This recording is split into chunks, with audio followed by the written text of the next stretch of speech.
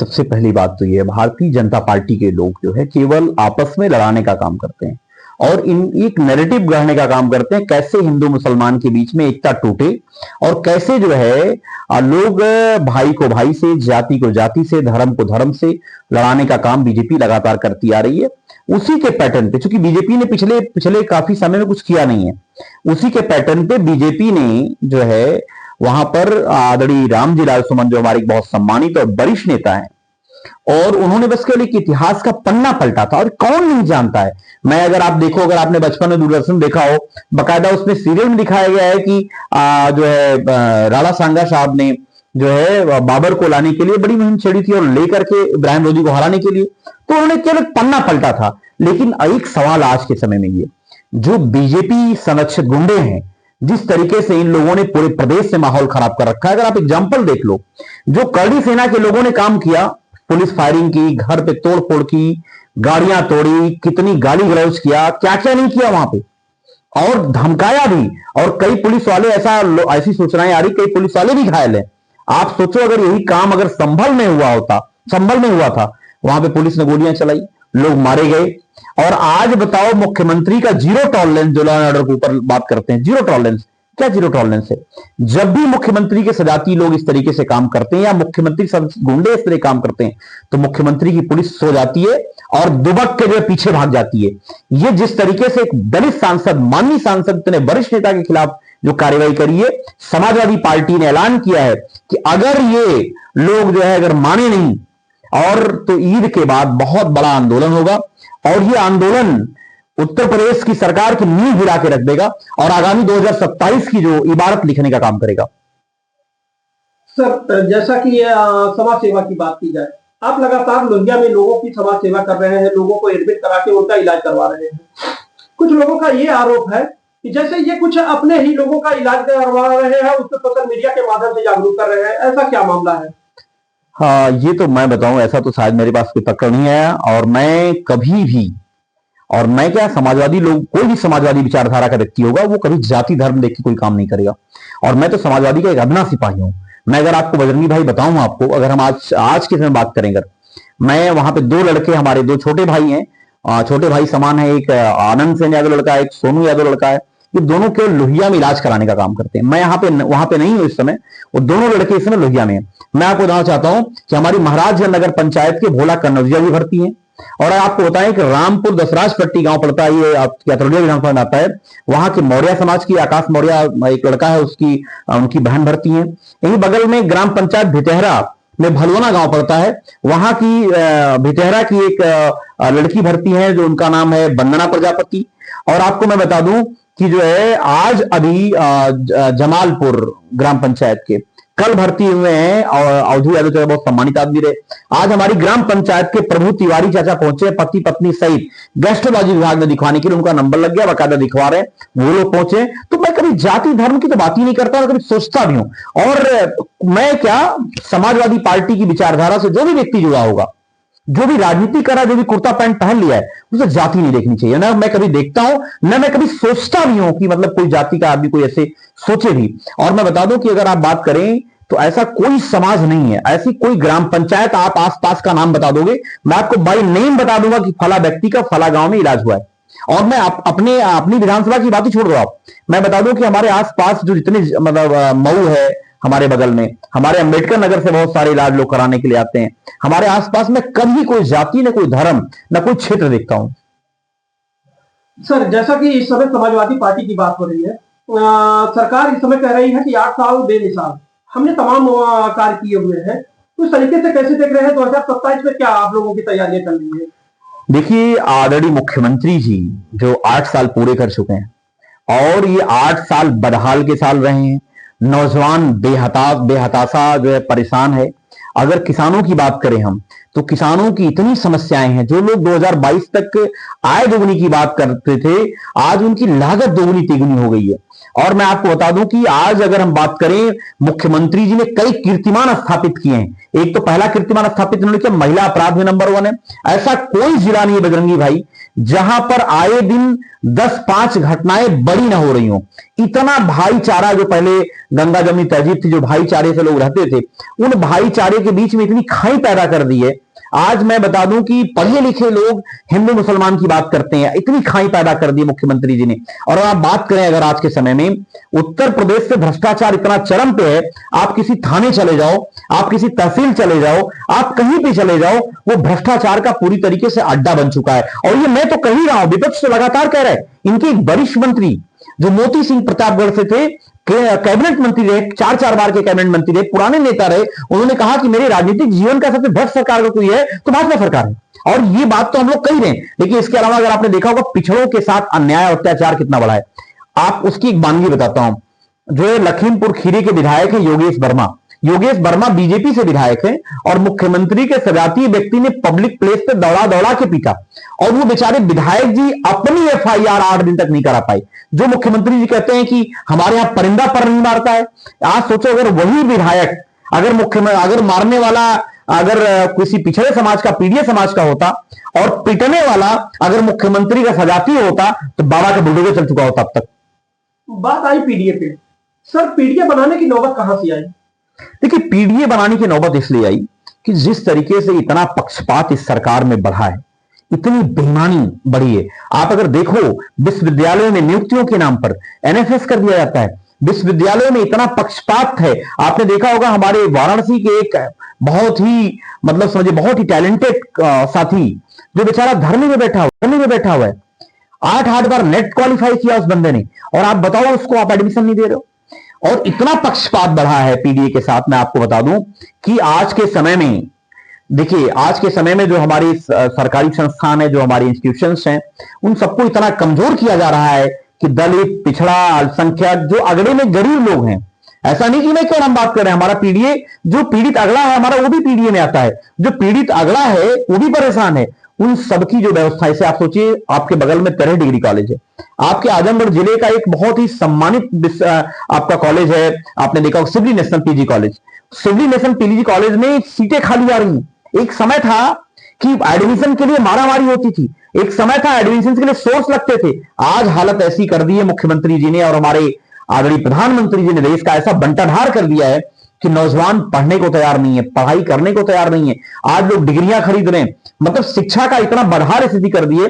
इसलिए हमारे नेता आदरणीय अखिलेश यादव जी ने पीडीए की बात करी कि कम से कम पीडीए में जो अत्याचार है समाज को देख करके, विश्वविद्यालय में नियुक्तियों को देख करके, आप 69 शिक्षक भर्ती घोटाला देख लीजिए, अभी आप जो थानों में जो पोस्टिंग को देख लीजिए, और जो नौकरियां सरकारी खत्म की जा रही है, ये लड़ाई बहुत बड़ी लड़ाई है। और पीडीए ने 2024 में जो अंगड़ाई ली थी, उसका रिजल्ट आपके सामने है। और मैं बता दूं, पीडीए पूरी मजबूती के साथ 2027 की लड़ाई लड़ने जा रहा है। जब अंगड़ाई लिया था तो हम लोगों ने मुख्यमंत्री उत्तर प्रदेश में बीजेपी को हरा दिया था, और जो 27 में लड़ाई लड़ेगा पीडीए, तो सुपड़ा साफ हो जाएगा बीजेपी का। सर बात है पीडीए की। पीडीए में तमाम आपकी पहले भी सरकार थी, उस समय भी पीडीए के लोग थे आपके साथ, आज भी पीडीए के कुछ लोग आपके साथी हैं, लेकिन पीडीए जब भी चुनाव आता है तभी याद आती है। नहीं, देखिए बजरंगी भाई, पीडीए जब चुनाव आता है नहीं याद आता है, ऐसा एकदम गलत है, टोटली गलत है। मैं बताऊं, समाजवादी पार्टी की सरकार, अगर आपको याद हो, गांव में लोगों के पास जो संभ्रांत परिवार होते थे, चाहे किसी जाति समाज के हों, जब किसी गरीब व्यक्ति की तबीयत खराब होती थी तो लोग चारपाई पे लाद करके अस्पताल पहुंचाया करते थे। आदरणीय मुख्यमंत्री जी ने 102 और 108 एक ऐसी ताकत दी, तो आज गांव गांव से आदमी के पास एम्बुलेंस पहुंच जाया करती थी। लेकिन इस सरकार में एम्बुलेंस आपको दिखाई नहीं देती है।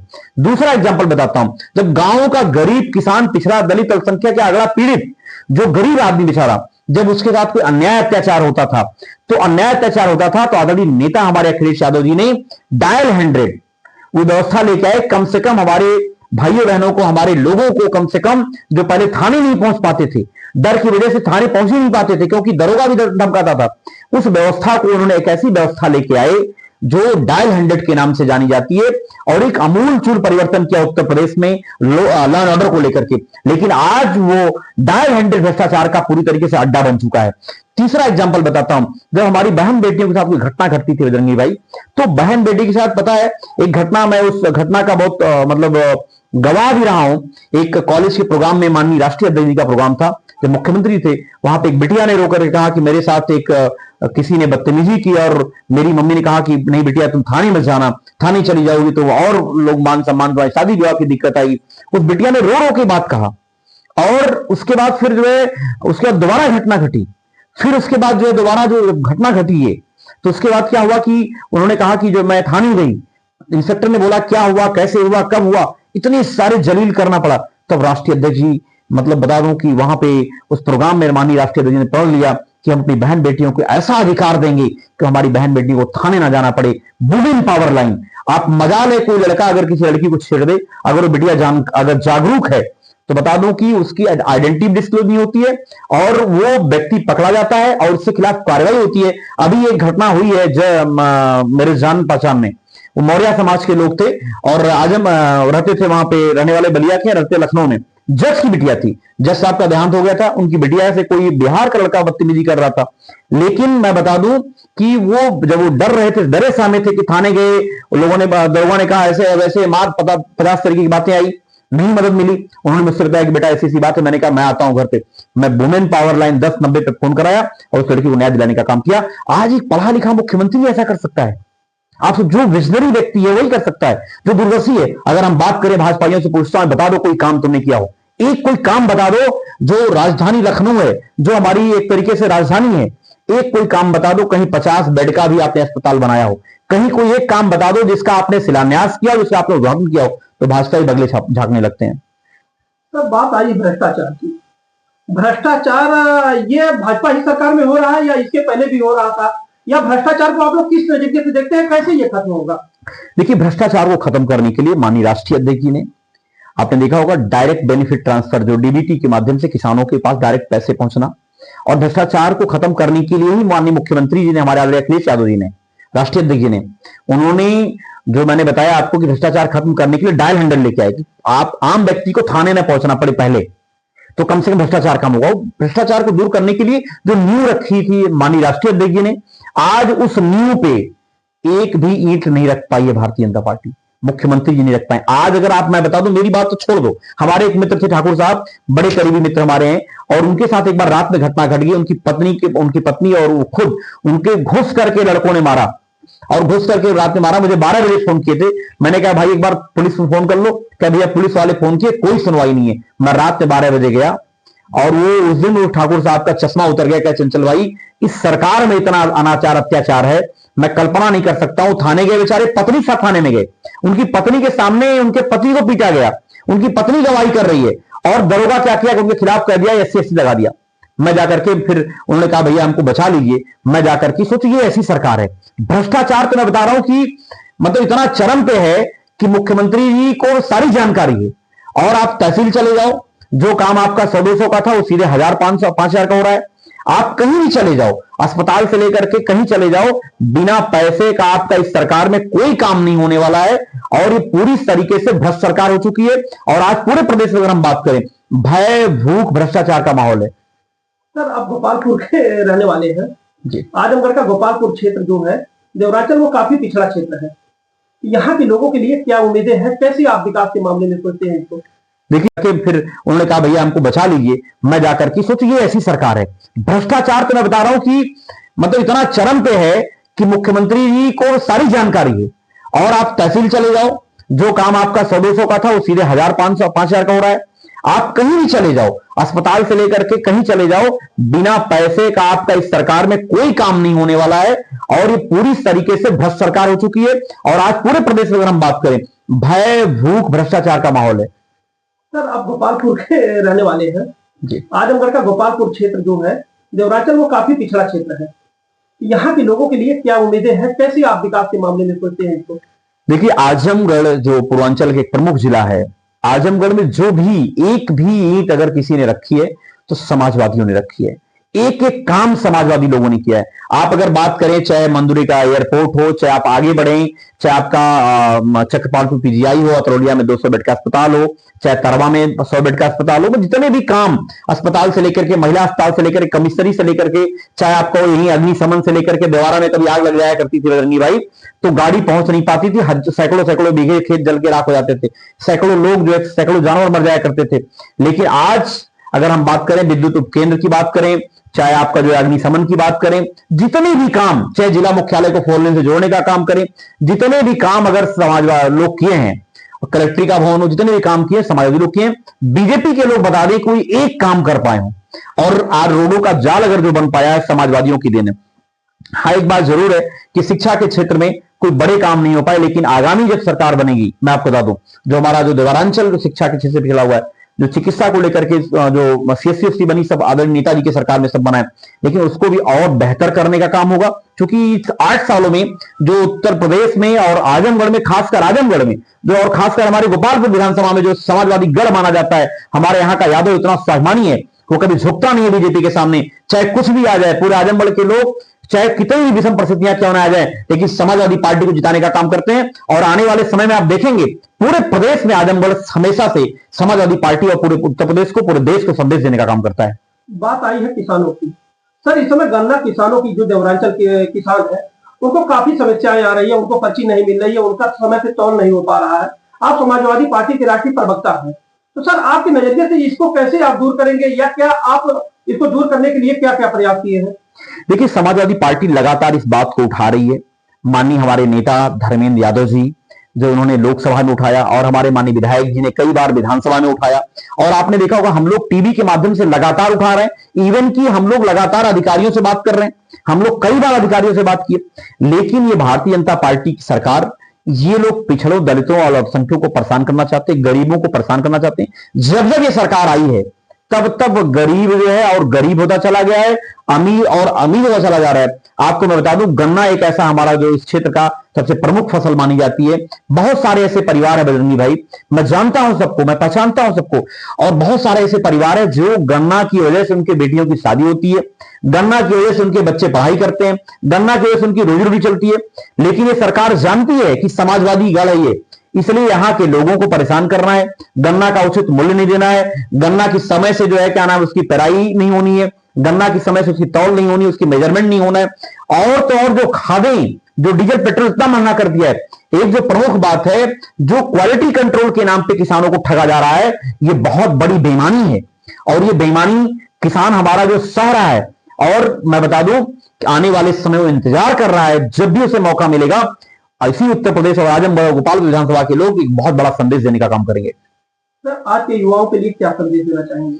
मेरा आज के युवाओं को जो सबसे बड़ा संदेश है कि सबसे पहले तो आपके मन में एक भावना हो कि जो करें आप अच्छा करें, मन से करें, दिल से करें, लगन से करें, और अपने माता पिता का ध्यान रख करके, अपने समाज का, अपने आसपास का ध्यान रख करके, और उनका नाम रोशन करने का काम करें, और अपने माता पिता का, अपने क्षेत्र का जो है सीना गर्व से चौड़ा हो, ऐसा काम करें, और शिक्षा की तरफ ध्यान दें।